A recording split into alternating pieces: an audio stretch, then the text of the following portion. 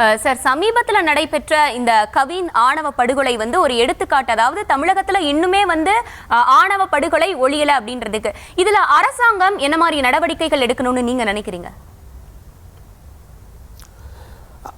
அரசாங்கத்தினுடைய முதலமைச்சர் அனுபவமிக்கவர். நடக்கிற இறப்புகள் எல்லாமே அப்படிப்பட்டவை என்று சொல்லிவிட முடியாது. ஒவ்வொன்றையும் தீர விசாரிக்க வேண்டும். அதை முதலமைச்சரிடத்திலே பல கோரிக்கைகள் வைக்கப்பட்டிருக்கின்றது. அவர் ஆலோசித்துக் கொண்டிருக்கிறார். நான் சொன்னது போல அனுபவமிக்கவர்.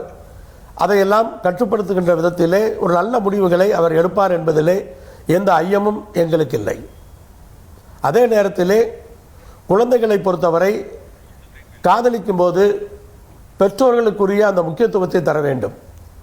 காதல் திருமணங்கள் நடக்காமல் இல்லை. பெற்றோர்களுக்குரிய முக்கியத்துவத்தை தரும் பொழுது எந்த விதமான அசம்பாவிதங்களும் நடப்பது கிடையாது.